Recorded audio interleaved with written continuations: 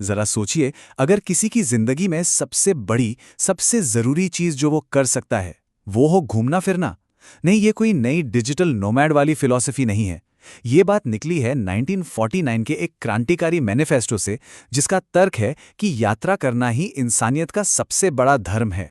ये जो एक लाइन है ना, यही इस पूरे ग्रंथ का, इस पूरी सोच का केंद्र है। एक ऐसा दावा जो कहता है कि घूमना यानी घुमक्कड़ी सिर्फ एक हॉबी नहीं, बल्कि दुनिया की सबसे अच्छी चीज है। और आज हम इसी आइडिया की गहराई में उतरने वाले हैं। और ये कमाल का आइडिया दिया किसने? राहुल सांकृत्यायन ने। वो सिर्फ एक लेखक नहीं थे, बल्कि एक क्रांतिकारी विचारक, कई भाषाएं जानने वाले और खुद एक महान घुमक्कड़ थे। उन्होंने अपनी जिंदगी का एक बहुत बड़ा हिस्सा सफर में ही गुजारा। तो जब वो यात्रा के बारे में लिखते हैं तो वो सिर्फ कल्पना नहीं, अपना अनुभव लिखते हैं। ठीक है, तो चलिए देखते हैं कि आज हम क्या क्या समझने वाले हैं। हम इस दमदार तर्क को एक एक करके खोलेंगे, बिल्कुल एक शास्त्र की तरह। सबसे पहले देखेंगे कि जीवन में सबसे बड़ी चीज क्या है। फिर जानेंगे कि कैसे यात्रा ने इतिहास बनाया, घुमक्कड़ का असली धर्म क्या है, उसे कौन सी जंजीरें तोड़नी पड़ती हैं, और आखिर में युवाओं के लिए क्या चुनौती। तो पहला हिस्सा, यहाँ घुमक्कड़ के मूल विचार की नींव रखी गई है। सबसे पहले इस शब्द को ही पकड़ते हैं। घुमक्कड़ शास्त्र का मतलब सिर्फ घूमने की कहानियां नहीं है। सांकृत्यायन इसे शास्त्र कह रहे हैं, मतलब एक विज्ञान, एक डिसिप्लिन। उनका मानना है कि घूमना फिरना ही वो चीज है जिसने इंसान को जानवर से अलग बनाया और हमारी पूरी सभ्यता को आगे बढ़ाया। तो चलिए अब आगे बढ़ते हैं और देखते हैं कि सांकृत्यायन अपने इस दावे के लिए क्या सबूत देते हैं। यहाँ एक बहुत बहुत बड़ा दावा किया जा रहा है। सांकृत्यायन के हिसाब से साइंस जितनी लैब में नहीं बनी, उससे कहीं ज्यादा यात्राओं में बनी है।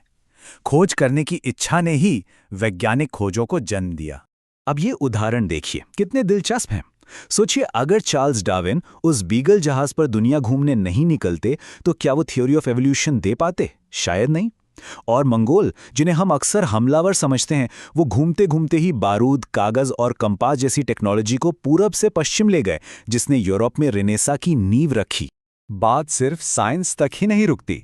सांकृत्यायन का तर्क है कि घूमना फिरना ही सभ्यताओं की किस्मत तय करता है। कोलंबस और वास्को डी गामा ये सिर्फ नाविक नहीं थे, ये वो घुमक्कड़ थे जिन्होंने दुनिया का नक्शा ही बदल दिया। लेकिन सांकृत्यायन एक तीखा सवाल भी पूछते हैं। ऑस्ट्रेलिया जैसा पूरा महाद्वीप सदियों तक लगभग खाली क्यों पड़ा रहा? उनका जवाब है, क्योंकि भारत और चीन जैसी महान सभ्यताओं ने अपना घुमक्कड़ धर्म छोड़ दिया था। वो समंदर पार करने से डरने लगे थे और इसी डर ने उनसे एक पूरा महाद्वीप छीन लिया।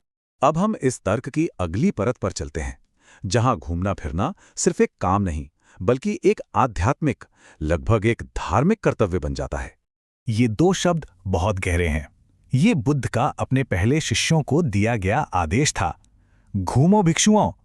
उन्होंने ये नहीं कहा कि एक जगह बैठो, बल्कि कहा कि जाओ, घूमो और ज्ञान फैलाओ। एक जगह टिके रहना तो पाप माना जाता था।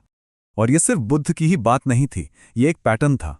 महावीर ने अपनी पूरी जिंदगी यात्रा में बिताई। शंकराचार्य ने पैदल चलकर भारत के चारों कोनों में 4 मठ स्थापित किए। गुरु नानक तो अरब तक की यात्रा पर निकल गए थे।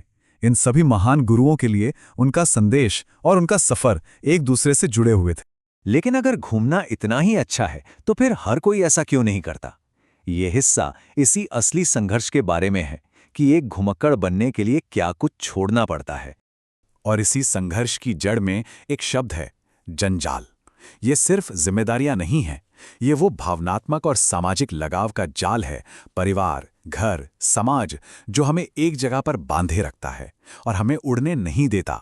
और यहीं पर वो सवाल उठता है जो शायद हम सबके मन में है, क्या अपने परिवार और अपने लोगों के प्रति हमारा कोई फर्ज नहीं है? सांकृत्यायन इस सवाल से भागते नहीं, बल्कि इसका सीधा सामना करते हैं। तो देखिए, सांकृत्यायन का जवाब यहां थोड़ा कठोर लग सकता है। वो कहते हैं कि एक मां का प्यार अगर वो छोटी सोच से बंधा है तो पिंजरा बन सकता है। एक बेटे का असली कर्तव्य घर पर रुकना नहीं, बल्कि दुनिया में जाकर इतना बड़ा बनना है कि उसकी मां का नाम अमर हो जाए। ठीक वैसे ही जैसे बुद्ध ने अपनी मां माया का नाम अमर कर दिया। और पिता की विरासत का क्या? वंश चलाने की इस इच्छा को वो एक मूर्खतापूर्ण धारणा कहते हैं। क्यों? क्योंकि चौथी पीढ़ी आते आते कौन किसका नाम याद रखता है? उनका तर्क है कि इस दुनिया की आबादी बढ़ाने से कहीं बेहतर है कि ज्ञान और प्रगति की कोई विरासत छोड़ी जाए। और अब आता है इस किताब का शायद सबसे रैडिकल, सबसे क्रांतिकारी आइडिया।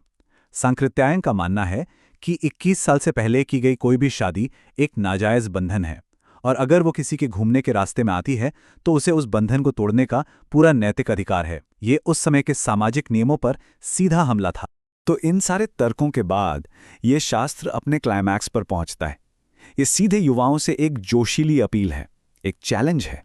तो एक सच्चे घुमक्कड़ का कोड क्या होना चाहिए? उसके नियम क्या हैं? पहला, घर के पैसे पर निर्भर मत रहो। दूसरा, सिर्फ अपनी हिम्मत, अपनी ताकत और अपनी बुद्धि पर भरोसा करो। तीसरा, मुश्किलों से डरो मत, वो तो सफर का मसाला है। और सबसे बड़ी बात, किसी भगवान पर नहीं, इंसानियत पर भरोसा रखो। एक अजनबी की मदद हर जगह मिल जाएगी। तो फिर इस रास्ते पर चलने का इनाम क्या मिलेगा? कोई जन्नत, कोई मोक्ष? नहीं। सांकृत्यायन कहते हैं कि इनाम तुरंत मिलता है। ये एक नकद सौदा है, यानी अनुभवों की दौलत जो आपको इसी जिंदगी में यहीं और अभी मिलती है। और आखिर में सांकृत्यायन अपनी पूरी बात को इस एक अविस्मरणीय शेर में समेट देते हैं।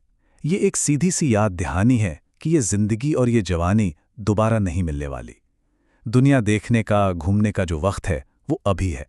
तो ये 1949 की बातें हमें आज कहाँ लाकर छोड़ती हैं? आज के डिजिटल युग में जब दुनिया इतनी कनेक्टेड है, वो कौन से नए मॉडर्न जंजाल हैं जो हमें रोकते हैं? क्या वो एक स्टेबल करियर का प्रेशर है, सोशल मीडिया की जंजीरें हैं, या फिर आराम की आदत? वो कौन सी चीजें हैं जो हमें उस असली घुमक्कड़ की आत्मा से दूर रखती हैं? ये सवाल सोचने वाला है।